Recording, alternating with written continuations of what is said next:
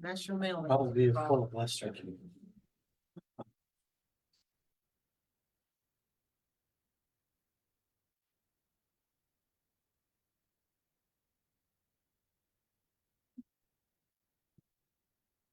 It's 6:15, so I'll call this Safety Committee meeting of the City of McMinnville. Chief Mosley, we have some items tonight to discuss relative to the purchases of some pursuit vehicles, some ballistic vests, and some new patrol rifles for the SWAT team. Yes. You care to give us your rundown on that? We have all the documentation, but for those people that don't. Yeah, so the first is purchase of 2 Dodge Durango Pursuit police vehicles for patrol. These will be used to replace aged marked patrol units. They were on a statewide contract in the amount of $41,702.25 each, which is a total cost of $83,404.50. And we had that, it was in the budget. Okay. And are these in stock? Or are we gonna have to order? I believe we will. Yeah, yeah. Okay, so that, I mean, did they give you an idea when they're coming? It will probably be in the spring. Okay, so we're not a year out or something like that anymore. Hopefully not. Yeah, hope so. So these are black, not white. No, they'll be white. They're They white. put on the quote, but black or white is no. Doesn't matter. Yeah, they're- Within the purchase order, they'll be white. Okay, all right. Thank you. Well, I'm glad to see y'all getting some new equipment, period. Glad to see it.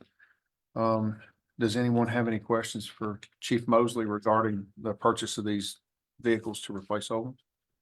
If no questions, I'll take a motion to entertain the approval of this. So moved. I'll second it. All right, we have a first from Dieter Dunlap, a second from Steve Harvey. All in favor? Aye. Any opposed? Motion carries. Thank you. The next on the agenda is your ballistic vest. Yes. The next is for a request for approval for the purchase of 2 SWAT officer ballistic vests for the SWAT officers. Total cost for both officers is $5,373. This quote's from GT Distributors, and it's through the buy board contract number 698-23. This is in your budget, it Yes, says it's right in the here. budget. Okay, so. Well, I don't think we needed this motion Motion approved. Second, Second. all in favor? Aye. Any opposed? No, motion carries. Excellent, thank you. Got one more here for the patrol rifles for your SWAT team. This is the request for the purchase of 8 FN-15 patrol carbine rifles for the police department SWAT team. We received 2 quotes, one from Gulf State Distributors for 8 FN-15 patrol rifles in the amount of $83.20.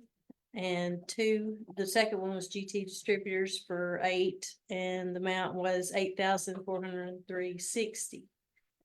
So we recommend approval of purchase of the ones from Gulf State Distributors based on the lower costs. And those were, funds were included in the capital budget under the budgeted amount. I do have a question, because this is just a bare weapon with an adjustable stock. Will all your foregrips and everything from your existing rifles, will they work with that M-LOK foregrip? I will let Captain. Yeah, Central, I mean, our I'm SWAT just- commander. Yeah, I'm just asking More about because, that's an additional expense that we might need to know. Sure, I mean, those are, the foregrip won't be a huge expense to put on the rifle. We have a lot of these slings and we already have our aim points at optics on those. And these are gonna be additional rifles for us to store, just kind of streamline the process in case of call out. So, Okay, all right, so that's no big deal. Well, fair enough. Does anybody have any questions? All right, well, I'll entertain a motion to approve this purchase as well. So moved. Second. We have a motion by Dieter Dunlap, a second by Steve Harvey. All in favor? Aye. Motion carries. I do have one question for you. I want to ask this. And Chief Mayfield, this will be directed to both of you.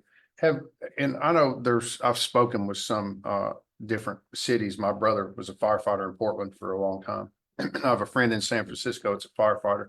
Have we ever given any consideration to allowing our first responders that are not police to carry sidearms, especially if they're qualified to do such? And the reason that I ask this is that, you know, there's been a lot of issues with unprotected first responders in different places. So much so that, my brother brought this to my attention several months ago, and it just kind of recently came back. And I'd just like to put that question out there for both of you to think about, Mhm. because we don't do civil standbys. I know that. Right. And that's where, that's where you'd have the problem.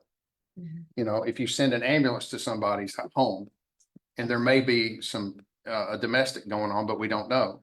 We don't do civil standbys, so we're not there to protect anybody. And in that situation, it seems to me like an undue risk to our EMTs or our firemen that would be there unprotected. And I just wanted to put that question out there for y'all to think about, you know, and for city council, Pirtle to look at that, because there's many ways of handling it within the city. And, you know, there's some constitutional things going on right now that, you know, you're not really able to prohibit someone that's able to carry from carry.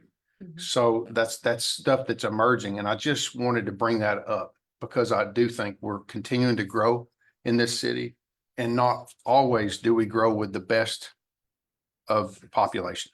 Sometimes we're getting some stuff, as we've seen recently, Mhm. from cases that have been happening from out of town. People are coming in from out of town, causing some issues.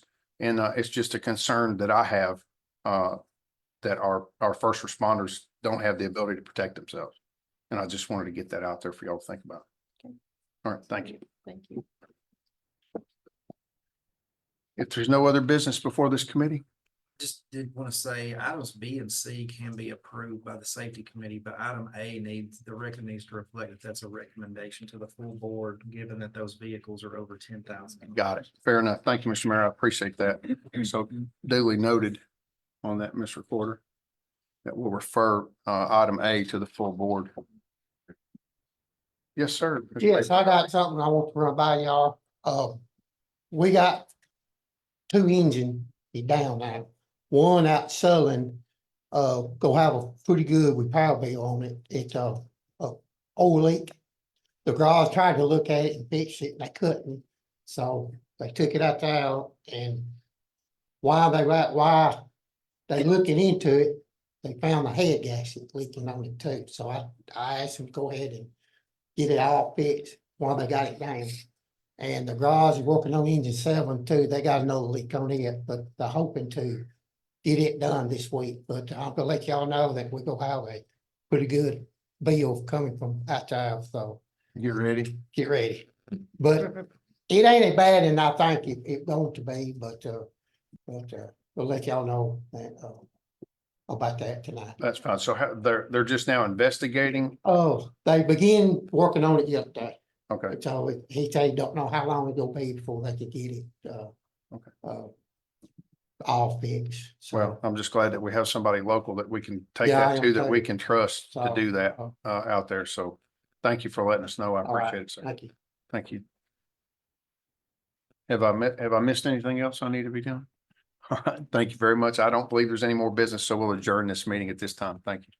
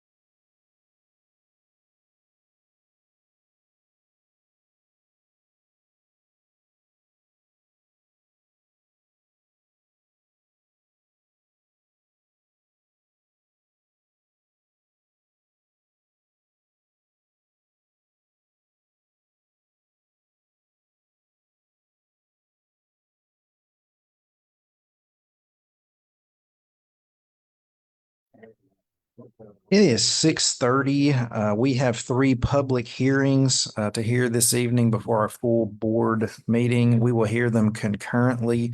The first is a public hearing to hear comments on rezoning of a property located off Wagner Street from R1 low density to R2 medium density. The second is a hearing to hear comments on amending ordinance number 1848, the adoption of building codes related to energy code adoption. And the third is a hearing to hear comments on the amending of section 14.502.3A of the McMinnville zoning code, amending the requirements for multifamily units in an R2 district. If you wish to address the board, please step to the podium and state your name for the record.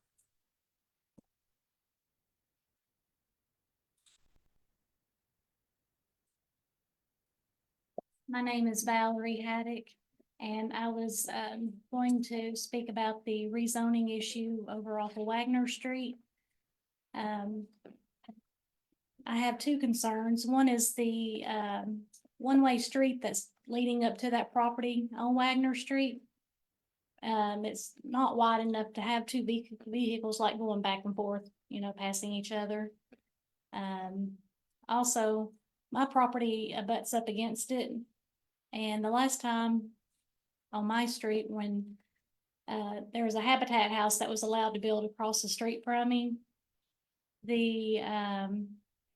after it got built, my yard started flooding. And so the city came out to find out why, and apparently whoever had built the house had bulldozed over certain things and blocked off where the water could just, disperse away from the houses.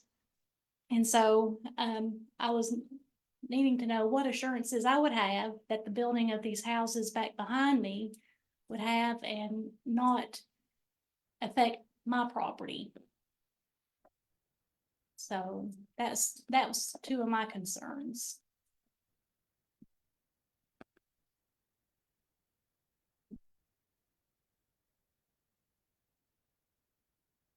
Well, as far as flooding and stormwater, we would look at that at building code.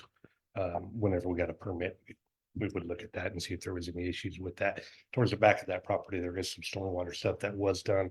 Right at the front of that property, and just got 10 new houses up on that. And so there's some stormwater features there that should address that issue.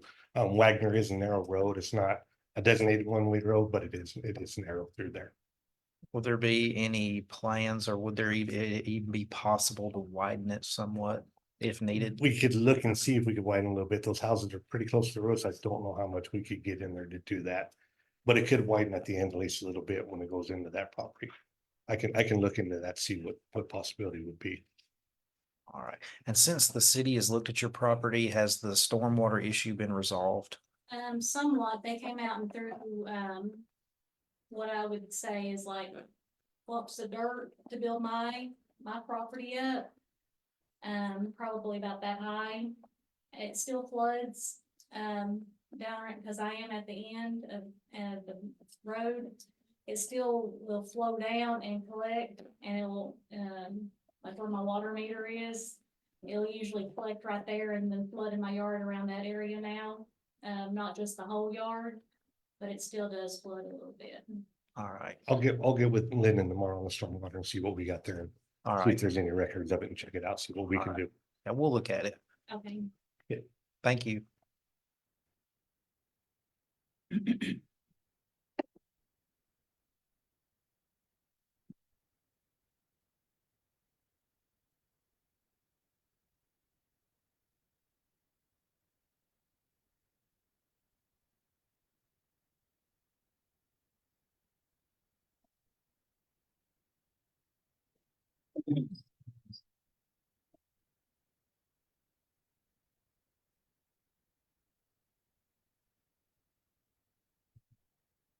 Hearing no other comments, we will consider these hearings closed. Thank you.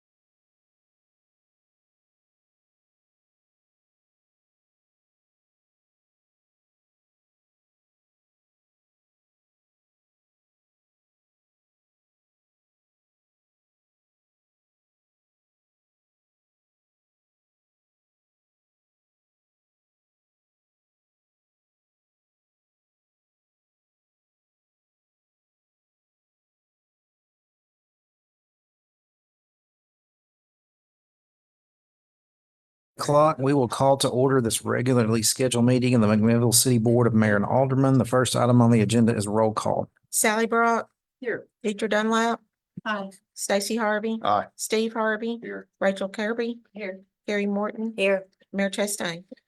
Present. The next item on the agenda is consideration of minutes. Each member of the board should have received those in their agenda packets. If there are no requests for additions, corrections, or deletions, I'll entertain a motion to dispense with their reading and approve them as read. So moved. Motion by Ms. Carrie Morton, Second. second by Ms. Sally Brock. All in favor? Aye. Aye, motion passes. Item 3 is recognition of visitors. We have one scheduled this evening for Mr. Andrew Kinzer of 521 West Main Street. If you'll step to the podium and you can address the board. Hello, thank you for taking time to hear from me today. I'm here to talk about the intersection of West Main, Post, and Clark Street. It's my opinion that this should be a four-way stop. The intersection is confusing, it's dangerous. Secondly, it would also cut down on another problem that we face on West Main Street, which is speeding. Especially from large trucks that shouldn't be on the road anyway. Now that we have these nice new sidewalks, we have a lot of increased foot traffic on the street. And I'm concerned about the safety of some of the pedestrians there. So like I said, it's my opinion that that intersection should be turned into a four-way stop. Any questions for Mr. Kinzer or any comments? It's a difficult area. It sure is. We were talking about it the other day. And I think that there's already an appetite with TDOT to do something with that intersection, but I think that should be explored further. Well, that whole area over there has been, I've been on this board for 3 years now, and really that whole area, Post Road, West Main, Clark Boulevard has been under, we've discussed it so many times. We have pedestrian issues on Post Road because there's no sidewalks. We have some infrastructure issues that prohibit us from doing sidewalks without, encroaching on landowners there in that area. We've briefly discussed at times, would it be possible to do a roundabout there at that intersection? And we had TDOT look at that, and I believe that they told us at the time that it would have to encompass the property currently owned by DC Tire right there. And I'm not particularly sure where 521 is. Are you the house on the hill that's been recently remodeled? Where are you located at right there? I'm probably 4 or 5 doors down from DC Tire. Okay, so the way that I understood that, Mr. Mingy, correct me if I'm wrong, that it would take the property of DC Tire and private property on both sides of Clark Boulevard to accommodate that. Is that correct? If I'm recalling correctly, it's like you said, it's been a while back, but I think so. It was really big. Yeah. So we have looked at that just for your information. I don't know how long you've lived in McMinnville, but we have looked at that. And man, there's so much stuff going on right there. It's not easy, but know that we've all thought about it. We've all talked about it. We've consulted with TDOT. But you're going to disturb a lot of private property right there. Well, not to do a four-way stop. So. Well, that's not for us to decide here at this point in time. The problem that we have in this area is that street has a tremendous amount of traffic on West Main, a lot more than you might realize. And having a stop sign in the middle of that would, in my opinion, would cause some problems. Now, it doesn't mean it can't be a light or something, but that's a complicated issue. And I promise you that we're not ignoring it. We just haven't found a good resolution for it yet, but that is something that we've had discussions on many times. Mr. Ming has worked on it. Frank Southern has worked on it. TDOT's been involved. Yes, what do you have? So when we met to talk about this, I showed him kind of what TDOT and we came up with last time. And you're right, it's not the time or place to talk specifics, but we might want to revisit this right here. It's a 4-way stop. It's reducing or removing the ability for people to shoot up Post Road by requiring a right-hand turn onto Clark Boulevard, but we can talk through all that. And there was even an idea floated to turn post into one way and then to put sidewalks on either side to get the pedestrian traffic over there. I mean, there's been a ad nauseum amount of discussion on that, but we can definitely do it again. That would be would that be public works or safety? It would take that. I think it would be multiple committees, but the fact remains that West Main is a state right of way. Yeah, And I will That's almost true. guarantee you that TDOT is not gonna let us put a stop sign in the middle of a state route. I'm thinking a light possibly. Yeah. Yeah. So this, what we came up with was based on their design standards. So you're right, they would 100% need to be on board with it. And I can try to contact someone there at TDOT tomorrow and just pick the conversation back up. Would you please, but Yeah. just for reference, it's about 5 years to get anything done with them like that. I mean, really. Minimum. I mean, really, like if we started tomorrow and we were all of like mind and we said we're gonna do it before any chance of even a bid, just so you know. Well, better to start tomorrow than. I totally agree. But your state rep in the area, I believe Mr. Sherrill sits on the TDOT committee. You can contact Paul Sherrill, who's based in Sparta, and he can get you some more traction there, as well as what we'll try to do. I've got his number in my phone. There you go. All right, thank you for your time. Thank you. Absolutely. Thank you, sir. Item 4 on the agenda is recognition of employees. We have several departments heads here this evening. If anyone wishes to give recognition, come on up.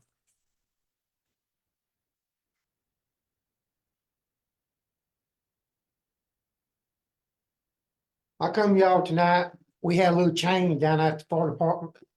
And I'm gonna introduce you to our new deputy fire chief, Marty White.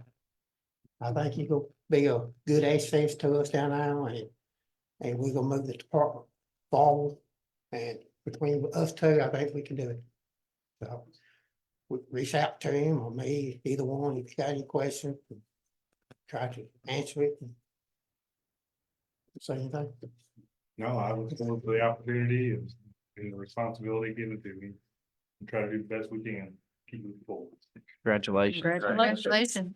Thank you. Yep.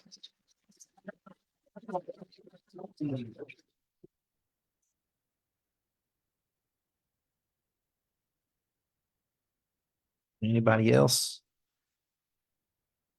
None, we'll move on to item 5, communications. There are none. Item 6 is petitions. There are none. Item 7 is unfinished business. Does any member of the board have any unfinished business here this evening? Hearing none, we'll move on to item 8, new business. Any new business for the board? I do have one thing that I would Yes, like to bring up, Mr. Mayor. We, and this is more for the public and then discussion, with the board as well, is, what I would like for us to revisit is I would like for us to revisit the police station. And, Mr. Ming, was able to, using a previous resolution, get a budget and some preliminary design work for a new police station, to be located over on Bell Street. I believe that's correct. That's right. That area is Bell Street. Mhm. And it came to me, was put in front of me as head of the safety committee. And our treasurer got me the financial information, and as I looked over it, I just didn't feel comfortable really bringing it up for a committee meeting and then having 3 people in a safety committee bring it to the board because of a couple things. First thing is that we just passed a tax increase that was controversial, and we're kind of behind on our infrastructure work. And so I felt like that might not be the right time to bring that up, because that kind of goes along with tax and spend. And so I didn't, that's not who I am, and I don't think that's who we are. So I didn't feel it was right to bring that up at the time. And the second thing is that I had the recorder send me some minutes, because this has been really going on. This discussion that I can find started on May 5th of 2014. And so here we are 9.5 years later, and we haven't done anything in 9.5 years.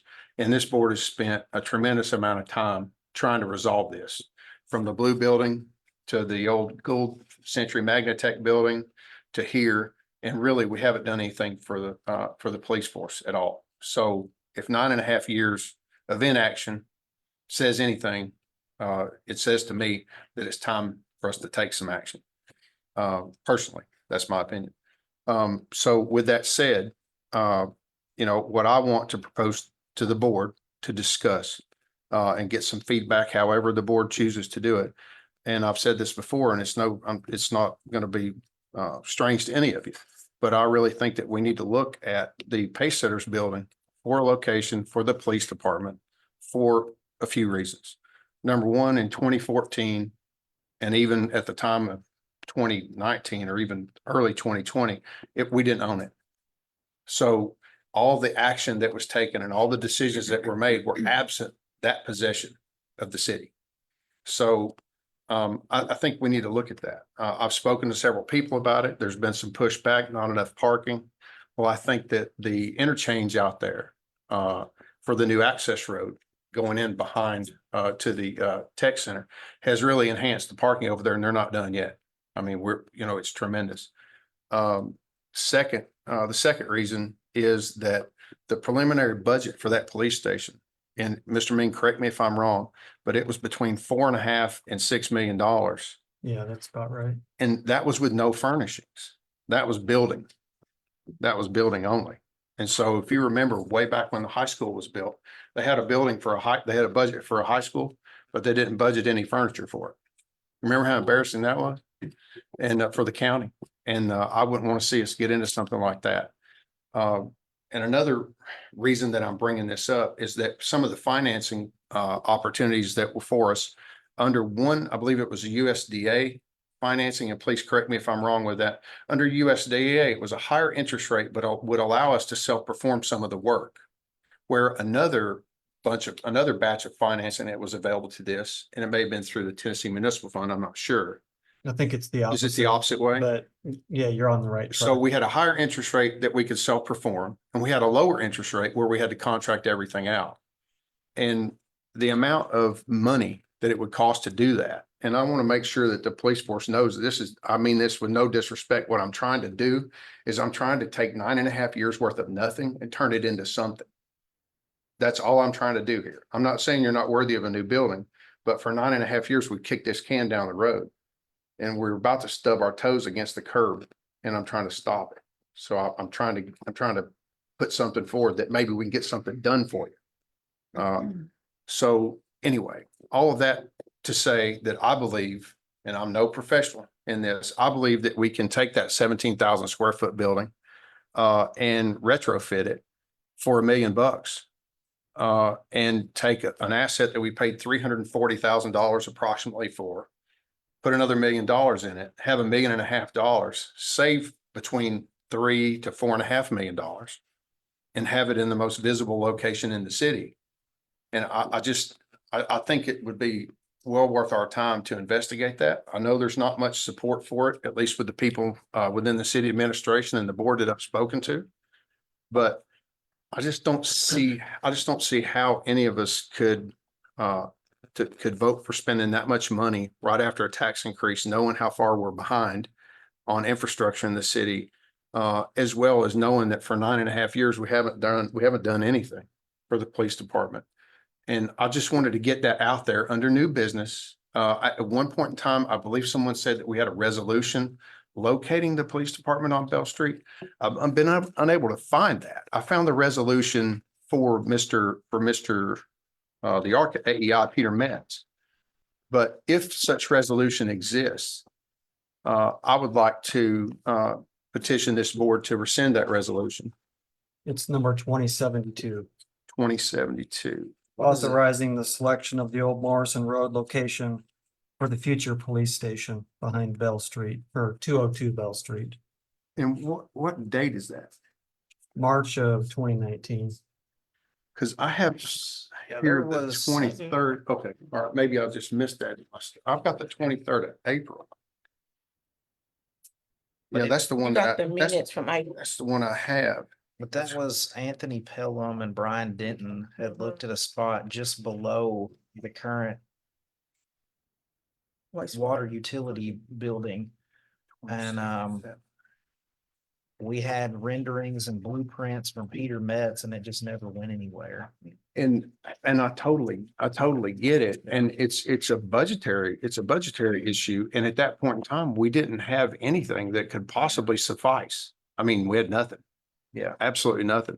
At this point in time, we got a building over there with the with the purchase of that Pacesetters property that would today cost somewhere in the neighborhood of $2 million plus land acquisition costs. We bought that thing for $340,000. So let's just say we sold it for $2.5 million. Well, we're still upside down $3 to $4 million building a new police station, and we don't know where we're going to put it. If that's true, I would certainly be willing to take a look at that. My whole reservation about putting the police department over there from the get-go was because that's a valuable piece of property. But if you could build on it, I mean, if what you sold it for, by what you're saying, we're still to the good by using that, considering the value of the property, then, I mean, I wouldn't have a problem looking at that. Well, I appreciate that. And one of the things that of note of that is that the proposed construction in Peter Metz's design was non-ballistic construction. So that's very important as to the design. But I also would say $1 million seems pretty low to retrofit that building and I mean, to do a decent remodel on it. I don't have anything to back that up just off the top of my head. I totally get it. And I just went basically on a, $55 a square foot to finish out the shell. Because we already have industrial power, we already have water supply, we have everything. It's basically there's no structure. What's the square footage on it compared to the plan that I forget. It's a little bit smaller. I think the other building was about 19,000 square feet, but it had a courtroom in it, and that is 17,000 square feet over there. The other was 2 stories at 19,000 square feet, if I'm not mistaken. And that's one story. And if I remember those drawings correctly, the basement was used as the city courtroom over there. And then there was some other storage, ancillary storage off of the city courtroom. So it's not as big, but man, it's still a lot of footage over there. And I mean, if we sold it for $2.5 million and the city made $2.15 million on it, we're still only 1/3 of the way to a police station, and we don't have any land. And I know that everybody with the police forces, I've had this ball and I haven't been fumbling it. I promise. I've been thinking on it and trying to rationalize what to do and how to do it and how to bring it up. And when the city recorder sent me all this information and I went back and developed a timeline, 9.5 years of nothing, I'd be mad as hell if I were you. And I just want to try to put an end to it, but at the same time, do something that's a wise business move for the city if we can get the support for it within the board. And with that, I'm done. I just wanted to put that out there. I didn't really know where to bring it up. I didn't feel a committee was the right place to bring it up because it was such a big issue and such a small group. So I just wanted to put it out there for everybody to think about. Sure. Thank you. Thank you. Just one thing, I guess, a question or clarification. The city owns that property that's where it's proposed. Oh, understood. So there's no property acquisition to be considered with the proposed new building at 202 Bell Street. But we're still $3 to $4 million delta between what we potentially could do versus what we've seen construction estimates for without furnishing. So and all those are all facts, and I don't want to obscure any fact. And I appreciate you saying that. But given the history of this and how long it's been going on, I mean, May of 2014, y'all, I mean, that's a long time. Well, in 2019, it was kind of rolling along, but then COVID hit and nobody knew what was going to happen financially. So I understand. that accounted for a lot of that because there was a lot of discussion about it. We weren't just not doing anything. Well, I don't mean to insinuate you weren't, but I'm just saying that it is what it is. And it's time to bring it back to the front. It was brought to me.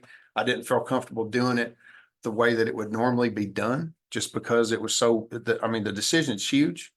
And the optics of it, in my opinion, would be bad, even though the intentions would be the best to make sure that our police force feels valued and well equipped.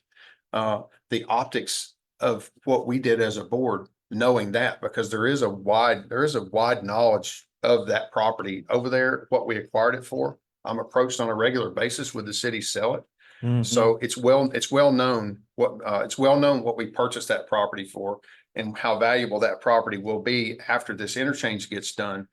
And the delta between the cost of new construction on another site versus what that could sell for is still much above my comfort level for debt for the city at this time. So thank you. I was just gonna say, you could sell the property for 2.5 million and put that towards the construction of the 202 Bell Street. Well, I understand, building. but it's still I do think- financing $3.5 million. 2.5 million, which is probably what you'll spend on getting the Pace Setters property to where it needs to be. But But that's the question, how much it costs to. And at this point in time, how much money have we spent with Peter Metz, Mr. Main, on this resolution allowed? Was it $100,000? 100,000, we have spent like 12, about Well- 12,000. Could we possibly turn him and task him with that over there? We have the money previously authorized. Through whatever mechanisms that we need to do, get him to go over there and study that building and give us an idea of what it would be, so we actually can do something. So we have $100,000 budgeted this year for new police station. For plans, whatever. So it makes sense. We have a previous resolution authorizing Peter Metz to do the work, the design work. And we have $100,000 in there this year. Seems like a no-brainer. Well, let's just retask him. If the board agrees, let's retask him and turn his attention over there and let him give us his opinion on that and see where we end up. I can come back with more information or. Yeah, let's do that. I mean, the city's already passed a resolution allowing that, and we already have the money budgeted, so I don't think any action is needed. We just need to have Mr. Mean coordinate with Peter and then bring back some more information later, so. Just for clarification, I'm thinking through all these things. There's also a resolution authorizing the new police station to be built at 202 Bell Street. So you may want to rescind that at some point if you think that's not what you want to do going forward. Well, at this point, just with current knowledge versus previous historical knowledge, that potential was not even there. I mean, I would say at this point, we're still just fact finding. So until we have something more concrete, I wouldn't want to rescind a resolution just basically for the heck of it. So I think once we find out some more information, we can rescind that resolution if need be and go from there. Okay. Thank you. I appreciate your patience with me on this. I've been wrestling with this for a bit. Yeah, no problem. So I am to coordinate with Peter Metz on the Pace Setters Correct. to try to get some kind of a. And would you mind if Steve can do it? I'd like to be involved with the walkthrough over there. Would you mind coming with me on that? Please inform us of that so we can be there for the walkthrough, so we can put our heads together with you. Yeah, and everybody. Yep, more the merrier, the more the merrier. Chief Mosley, Deputy Lane, everybody, whomever, everybody, please. Thank you. Any further questions or comments on that? Hearing none, we'll move on to item 9, resolutions. Item 9A is resolution number 2243, the city of McMinnville to amend resolution number 2239 that authorizes the city to approve the purchase of a 2024 Chevy Silverado 1500 double cab 147-inch work truck from Wilson County Motors for $36,018.10 for the city of McMinnville Animal Control Department, to authorize the city administrator to issue the necessary purchase order on behalf of the city and to express the time when this resolution becomes effective. Do I have a motion to approve? So moved. Motion by Ms. Sally Brock, Second. second by Mr. Stacy Harvey. Any questions or comments? Hearing none, we'll call for the vote. Sally Brock, Yes. Deidre Dunlap, Aye. Stacy Harvey, Aye. Steve Harvey, Yes. Rachel Kirby, Yes. Carrie Morton. Yes. Mayor Chastain. Aye, motion passes. Item 9B is resolution number 2244, the city of McMinnville to authorize the Tourism Development Board to pay for the repair of the mechanical and cosmetic clock downtown by the Verdon Company in the total amount of $12,475 with a 50% deposit at the time of order, with 50% due upon receipt of services, and to express the time when the resolution becomes effective. Do I have a motion to approve? So moved. Motion by Mr. Steve Harvey, Second. second by Ms. Carrie Morton. This is just a technicality, just like any other committee in the city has to come before the board to spend over $10,000. This was proposed by the Tourism Development Board. That clock is non-functioning, and that was just something that we had looked at with Justin Scott, and $12,500 is a lot of money, but we actually looked at just purchasing a brand new one, and they were anywhere from $30,000 to $50,000 for a brand new clock. So considering that that one doesn't function and is a centerpiece of the downtown area, it was put in with the phase 1 renovation almost 20 years ago and hasn't functioned in some time. The Tourism Development Board has offered to basically pay for that. So it's no cost, to the city out of the general fund, and is using those tourism dollars. So We gotta fix the clock. People on the street can't be late for court using that as an excuse anymore. I mean, it's, I will not mention her name on the record, but there is a very concerned citizen who has reminded me about 6 times this year that she pays her taxes and wants that clock to work. I get it. So to appease her, I understand. are there any questions or other comments? Hearing none, we'll call for the vote. Sally Brock, Yes. Deidre Dunlap, Aye. Stacy Harvey, Aye. Steve Harvey, Yes. Rachel Kirby. Yes. Carrie Morton. Yes. Mayor Chastain. Aye, motion passes.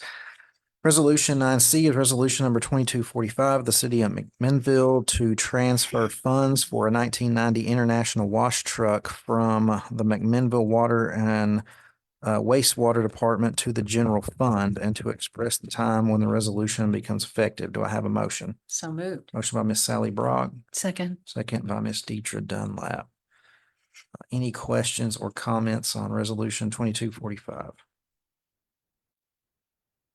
Hearing none, we'll call for the vote. Sally Brock. Yes. Deidre Dunlap. Aye. Stacy Harvey. Aye. Steve Harvey. Yes. Rachel Kirby. Yes. Carrie Morton. Yes. Mayor Chastain. Aye, motion passes. Resolution 9D is resolution number 2246, the city of McMinnville to authorize an employer participating in the Tennessee Consolidated Retirement System to change from its existing regular defined benefit plan or the local government hybrid plan in accordance with Tennessee Code Annotated Title 8, Chapter 35, Part 2, or hybrid retirement plan for state employees and teachers in accordance with Tennessee Code Annotated Title 8, Chapter 36, Part 9, and to authorize the city administrator to issue the necessary paperwork on behalf of the city and to express the time when the resolution becomes effective. Do I have a motion to approve? So moved. Motion by Mr. Steve Harvey, Second. second by Miss Sally Brock. Any questions for HR?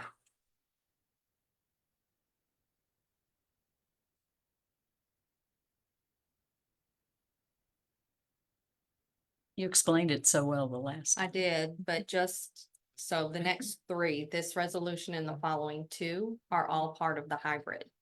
The board needs to adopt the hybrid plan effective 7/1/2024, and that's all future employees. Then we have to adopt the state 401k, and then the other resolution is just for us to be able to pay, which is the fund, the whole 9%. So from the legacy plan at 17.04, we'll go to the 9% under the hybrid. Are there any questions? I know it's confusing and 3 different resolutions. I said this last time, but the idea is if the new hires are not interested in as much in the plan that we have now, and going forward, this might help us to be able to be more competitive in our pay scale and attract good candidates for jobs. And this would only affect people that are hired from here on out. 7/1/2024. There's a 6-month wait once we say we want to transition to the plan.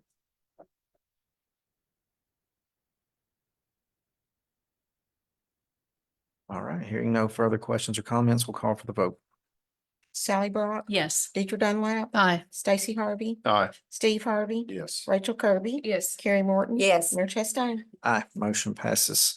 Item 9E is resolution number 2247 of the city of McMinnville to authorize a political subdivision of the state of Tennessee to contribute to a tax deferred retirement plan in accordance with TCA Title 8, Chapters 34 through 37, to authorize the city administrator to issue the necessary paperwork on behalf of the city and express the time when this resolution becomes effective. Do I have a motion to approve? So moved. Motion by Ms. Deidre Dunlap, Second. second by Ms. Carrie Morton. Questions or comments? Hearing none, we'll call for the vote. Sally Brock, Yes. Deidre Dunlap, Aye. Stacy Harvey, Aye. Steve Harvey, Yes. Rachel Kirby, Yes. Carrie Morton. Yes. Mayor Chastain. Aye, motion passes. Item 9F is resolution number 2248 of the city of McMinnville that has determined that in the interest of attracting and retaining qualified employees, it wishes to offer a 401A or 401B defined contribution plan funded by employee deferrals, and if elected pursuant to section N, Q, or H of the participating employer agreement, employer contributions, and to express the time when the resolution becomes effective. Do I have a motion to approve? So moved. Motion by Ms. Carrie Morton, Second. second by Ms. Deidre Dunlap. Questions or comments? Hearing none, we'll call for the vote. Sally Brock, Yes. Deidre Dunlap, Aye. Stacy Harvey, Aye. Steve Harvey, Yes. Rachel Kirby, Yes. Carrie Morton. Yes. Mayor Chastain. Aye, motion passes. Item 10 is ordinances. Item 10A is ordinance number 1870 of the city of McMinnville to amend ordinance number 1848 regarding energy code adoption to follow state regulations. This is the second and final reading. Do I have a motion to approve? So moved. Motion by Ms. Sally Brock, Second. second by Mr. Steve Harvey. Any further questions for Sean? Hearing none, we'll call for the vote. Sally Brock, Yes. Deidre Dunlap, Aye. Stacy Harvey, Aye. Steve Harvey, Yes. Rachel Kirby, Yes. Carrie Morton. Yes. Mayor Chastain. Aye, motion passes. Item 10B is ordinance number 1871 of the city of McMinnville to amend section 14.502.3A of Title 14 of the official zoning code of the city and to set the date that this ordinance shall become effective. This is the second and final reading. Do I have a motion to approve? So moved. Motion by Mr. Steve Harvey, Second. second by Ms. Deidre Dunlap. Any questions for community development? Hearing none, we'll call for the vote. Sally Brock, Yes. Deidre Dunlap, Aye. Stacy Harvey, Aye. Steve Harvey, Yes. Rachel Kirby, Yes. Carrie Morton. Yes. Mayor Chastain. Aye, motion passes. Item 10C is ordinance number 1872 of the city of McMinnville to change the zoning classification of a property located on Wagner Street from R1 low density residential to R2 medium density residential and to express the time for this ordinance to become effective. This is the second and final reading. Do I have a motion to approve? So moved. Motion by Mr. Stacy Harvey, Second. second by Ms. Carrie Morton. Any questions or discussion? Hearing none, we'll call for the vote. Sally Brock, Yes. Deidre Dunlap, Aye. Stacy Harvey, Aye. Steve Harvey, Yes. Rachel Kirby, No. Carrie Morton. Yes. Mayor Chastain. Aye, motion passes. Item 10D is ordinance number 1873 of the city of McMinnville to amend ordinance number 1861, an ordinance of the city to adopt a procedures plan pertaining to public notice of all business being considered by the city of McMinnville and the time frame for committee and full board consideration of such business, to adopt a new public notice and agenda policy, and to set the time for this ordinance to become effective. This is the second and final reading. Do I have a motion to approve? So moved. Motion by Ms. Carrie Morton, Second. second by Ms. Deidre Dunlap. Any questions or discussion? I do, Mr. Mayor, because I was absent last meeting. Is this, was this an adjustment? The meeting before last, we talked about amending the policy that we put in place about public notice. Since I was gone out of state at that time, can I just understand a little bit more about that? Basically, there's no need to call ahead and reserve a spot. Okay. the items up for discussion do not have to be germane to what's on the agenda. The other one was procedural related to having to sign in on a sign-in sheet when they Yeah. get here to speak, I think. Okay, so we've relaxed the Yeah. original deal. Okay, great. Yeah. Thank you very much. I appreciate it. Any further questions? We had one actual person sign in or request to be on the agenda. The very last meeting. Thank you. All right, we'll call for the vote. Sally Brock, Yes. Deidre Dunlap, Aye. Stacy Harvey, Aye. Steve Harvey, Yes. Rachel Kirby, Yes. Carrie Morton. Yes. Mayor Chastain. Aye, motion passes. Item 10E is ordinance number 1874, the city of McMinnville to amend chapter 1, title 17 of the McMinnville Municipal Code by deleting subsections 2, 4.1 and 4B of section 17-123, fees for solid waste collection in its entirety, and replace with new subsections 2, 4A and 4B to repeal any provision of the code of ordinances in conflict with this ordinance and provide for a severability clause, set the time that this ordinance shall become effective. This is the first reading. Do I have a motion to approve? So moved. Motion by Mr. Stacy Harvey, Second. second by Ms. Carrie Morton. Any questions or discussion? Hearing none, we'll call for the vote. Sally Brock, Yes. Deidre Dunlap, Aye. Stacy Harvey, Aye. Steve Harvey, Yes. Rachel Kirby, Yes. Carrie Morton. Yes. Mayor Chastain. Aye, motion passes. Item 11 is departmental reports. We have several department heads here this evening. If anyone wishes to update the board, come on up.